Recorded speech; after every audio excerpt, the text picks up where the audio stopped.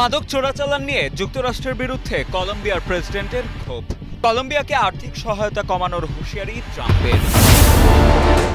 Arctic অঞ্চলে নিজেদের সামরিক ক্ষমতা প্রদর্শনে ন্যাটোর বিশেষ অনুশীলন। অংশ নিচ্ছে যুক্তরাষ্ট্র সহ ন্যাটোর হাজারো সেনা।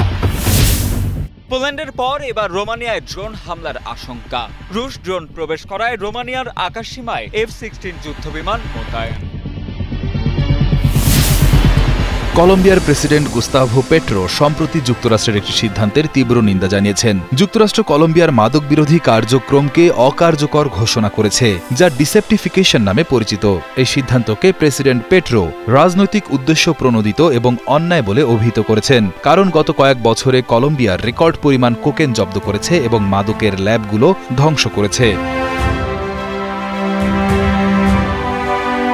যুক্তরাষ্ট্রের পররাষ্ট্র দপ্তর জানিয়েছে, কলম্বিয়া, আফগানিস্তান, বলিভিয়া, বার্মা এবং ভেনেজুয়েলা মাদক নিয়ন্ত্রণের জন্য প্রয়োজনীয় দায়িত্ব পালনে স্পষ্টভাবে ব্যর্থ হয়েছে। যুক্তরাষ্ট্রের প্রেসিডেন্ট ডোনাল্ড ট্রাম্পের একটি বিবৃতিতে বলা হয়েছে, পেট্রোর প্রশাসনের অধীনে কোকা চাষ এবং কোকেন উৎপাদন অনেক বেড়েছে। প্রেসিডেন্ট পেট্রো সম্প্রতি কলম্বিয়ার জলসীমায় একটি নৌকা ধ্বংস করার জন্য যুক্তরাষ্ট্রের সামরিক কর্মকাণ্ডেরও সমালোচনা করেছেন। তিনি এটিকে হত্যা বলে আখ্যা দিয়েছেন। তিনি যুক্তরাষ্ট্রকে আহ্বান জানান, তারা যেন নিজের দেশে প্রতি বছর প্রায় 1 লাখ মানুষের মৃত্যুর কারণ হওয়া ফেন্টানাইল মাদকের ব্যবহার কমানোর দিকে নজর দেয়। প্রেসিডেন্ট পেট্রো তার দেশের জনগণের উদ্দেশ্যে দেওয়া এক ভাষণে বলেন, যুক্তরাষ্ট্রের এই সিদ্ধান্ত কলম্বিয়ার পুলিশ, সেনা এবং সাধারণ মানুষের আত্মত্যাগ ও জীবনদানকে উপেক্ষা করেছে, যারা মাদক চোরাচালানের বিরুদ্ধে লড়াই করতে গিয়ে প্রাণ হারিয়েছেন। তিনি যুক্তরাষ্ট্রের কর্মকর্তাদের বিরুদ্ধে অভিযোগ করে বলেন, তারা ফলাফলের চেয়ে রাজনৈতিক আদর্শকে বেশি গুরুত্ব দিচ্ছে। পেট্রো আরও সতর্ক করে বলেন, মাদকের সমস্যার আসল সমাধান হল যুক্তরাষ্ট্রের মাদকের ব্যবহার কমানো। যুক্তরাষ্ট্রের এই ডিসেপ্টিফিকেশন সিদ্ধান্তের ফলে কলম্বিয়ায় তাদের আর্থিক সহায়তা কমানো হতে পারে। ইতোমধ্যে কিছু রিপাবলিকান আইন প্রণেতা কলম্বিয়ার জন্য অসামরিক সাহায্য কমানোর জন্য চাপ দিচ্ছেন। কলম্বিয়া দীর্ঘকাল ধরে মাদক বিরোধী যুদ্ধে যুক্তরাষ্ট্রের একটি গুরুত্বপূর্ণ মিত্র ছিল, কিন্তু বামপন্থী প্রেসিডেন্ট পেট্রোর অধীনে দুই দেশের সম্পর্ক কিছুটা খারাপ হয়েছে। গ্রিনল্যান্ড দ্বীপটি নিয়ন্ত্রণে নিতে আগ্রহ প্রকাশ করেছিলেন মার্কিন প্রেসিডেন্ট ডোনাল্ড ট্রাম্প। বিশ্লেষকরা মনে করছেন, তারই জের ধরে ইংল্যান্ডে শুরু হয়েছে ন্যাটোর মহড়া। আটলান্টিক এবং আর্কটিক মহাসাগরের মাঝে অবস্থিত গ্রিনল্যান্ডের উপকূলে চলছে ন্যাটো জোটের 10 দিনব্যাপী সামরিক মহড়া আর্কটিক লাইট 2025। এই মহড়ায় ডেনমার্ক, ফ্রান্স, জার্মানি, সুইডেন এবং নরওয়ের 550 জনেরও বেশি সৈন্য অংশ নিচ্ছেন। আর্কটিক বা মেরু অঞ্চলে যে কোনো পরিস্থিতিতে দ্রুত সামরিক কার্যক্রম পরিচালনার জন্য নিজেদের প্রস্তুত রাখাই এই মহড়ার মূল লক্ষ্য। ডেনমার্কের সশস্ত্র বাহিনী, গ্রিনল্যান্ডের সরকার এবং জয়েন্ট আর্কটিক কমান্ড যৌথভাবে এই মহড়াটি পরিচালনা করছে।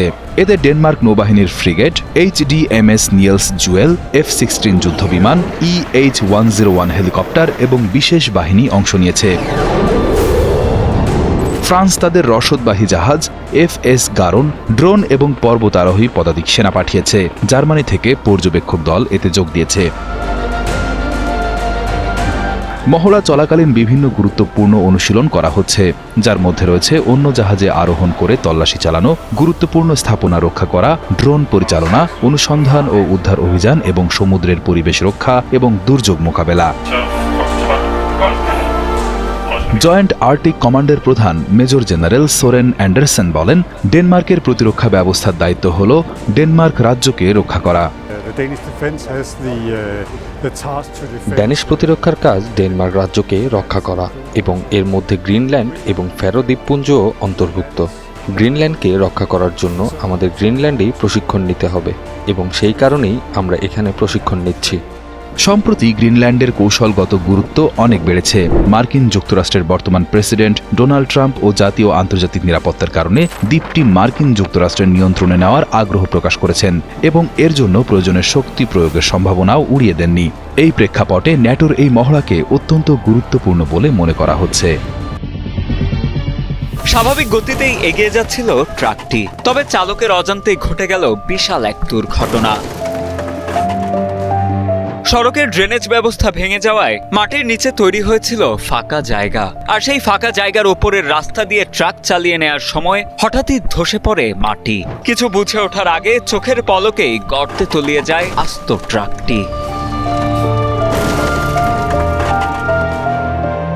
13 সেপ্টেম্বর এই দুর্ঘটনাটি ঘটে মেক্সিকো শহরের ইস্টাপালাপায়। দুর্ঘটনার খবর পাওয়ার পরপরই ঘটনাস্থলে ছুটে যান মেয়র আলেইদা আলাভেস।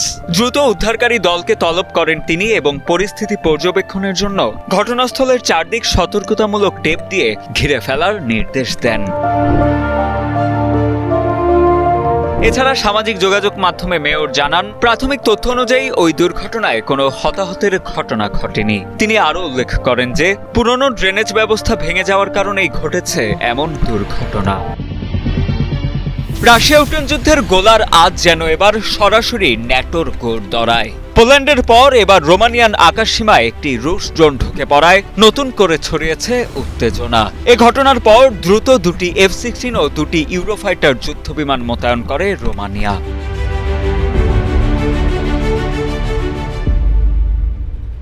কাতার ভিত্তিক সংবাদ মাধ্যম আল জাজিরার এক প্রতিবেদনে জানা যায়, ইউক্রেনের অভিযোগ রাশিয়া ইচ্ছাকৃতভাবে যুদ্ধের পরিধি বাড়াচ্ছে। একই সময়ে পোল্যান্ডও ড্রোন হামলার আশঙ্কায় তাদের পূর্বাঞ্চলীয় লুবলিন বিমানবন্দর বন্ধ করে দেয় এবং যুদ্ধবিমান প্রস্তুত রাখে। রুশ ড্রোন নিজেদের আকাশসীমায় ঢুকে পড়ার দাবিটি প্রথমেই তোলা হয় রোমানিয়ার প্রতিরক্ষা মন্ত্রণালয়ের পক্ষ থেকে।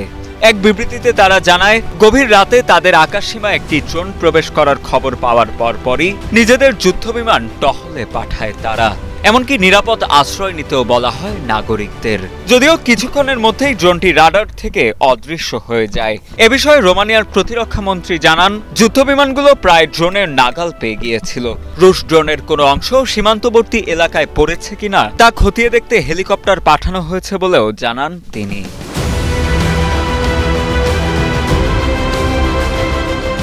এছাড়া এ বিষয়ে ইউক্রেনের প্রেসিডেন্ট ভলোদিমির জেলেনস্কির ভাষ্য, রুশ ড্রোনটি প্রায় 10 কিলোমিটার রোমানিয়ার ভেতরে ঢুকে পড়ে এবং ন্যাটোর আকাশসীমায় প্রায় 50 মিনিট অবস্থান করছিল। রাশিয়া জেনে বুঝে এমনটা করেছে বলে অভিযোগ ইউক্রেনীয় প্রেসিডেন্টের। কিছুদিন আগেই পোল্যান্ডের আকাশসীমায় একটি রুশ ড্রোন গুলি করে ভূপাতিত করা হয়েছিল। রাশিয়া ইউক্রেন যুদ্ধ শুরুর পর ন্যাটোর কোনো সদস্য রাষ্ট্রে সেটিই ছিল প্রথম সরাসরি হামলা। এরপর থেকে পোল্যান্ডের আকাশসীমা রক্ষায় বাড়তি সহায়তা দিয়ে যাচ্ছিল ফ্রান্স, জার্মানি, সুইডেন সহ কয়েকটি ইউরোপীয় দেশ।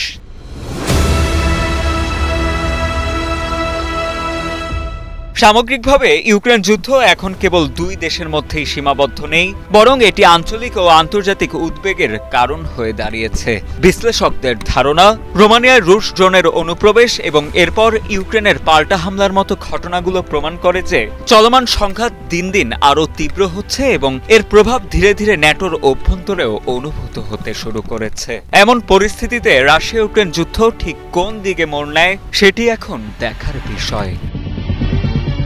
মার্কিন সামরিক বাহিনী আন্তর্জাতিক জলসীমায় ভেনেজুয়েলার একটি সন্দেহভাজন মাদক কার্টেলের জাহাজের ওপর হামলা চালিয়েছে।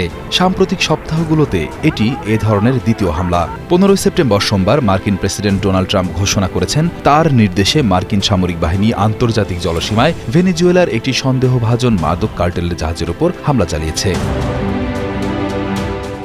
ট্রাম্প তার সামাজিক যোগাযোগ মাধ্যম ট্রুথ সোশ্যালে একটি পোস্টে জানান, এই হামলায় 3 জন নিহত হয়েছে। তিনি দাবি করেন জাহাজটি যুক্তরাষ্ট্রের দিকে যাচ্ছিল এবং এটি একটি হিংস্র মাদক পাচারকারী চক্রের নৌকা ছিল। তার মতে এই চক্রগুলো যুক্তরাষ্ট্রের জাতীয় নিরাপত্তার জন্য হুমকি, তবে নিজের দাবির পক্ষে তিনি সুস্পষ্ট কোনো প্রমাণ দেননি। ট্রাম্পের পোস্টের সাথে প্রায় 30 সেকেন্ডের একটি ভিডিও প্রকাশ করা হয়, যেখানে দেখা যায় সাগরের মধ্যে একটি জাহাজ বিস্ফোরিত হয়ে আগুনে পুড়ছে। ভিডিওটির সত্যতা যাচাই করার চেষ্টা করা হলেও এটি আংশিক ঝাপসা হওয়ায় তা আসল না নকল তা নিশ্চিত করা সম্ভব হয়নি। এই হামলা এমন এক সময় ঘটল যখন দক্ষিণ ক্যারিবিয়ান অঞ্চলে যুক্তরাষ্ট্র তার সামরিক উপস্থিতি ব্যাপকভাবে বাড়িয়েছে। সম্প্রতি সেখানে যুক্তরাষ্ট্রের 10টি অত্যাধুনিক F-35 যুদ্ধবিমান পাঠানোর নির্দেশের পর 5টি বিমান পুয়ের্তো রিকোতে অবতরণ করেছে। এছাড়াও এ অঞ্চলে অন্তত 7টি মার্কিন যুদ্ধজাহাজ এবং একটি পারমাণবিক শক্তিচালিত সাবমেরিন অবস্থান করছে। এই ঘটনা সম্পর্কে জানতে ভেনেজুয়েলা সরকারের সাথে যোগাযোগ করা হলেও তারা তাৎক্ষণিকভাবে কোনো মন্তব্য করেনি।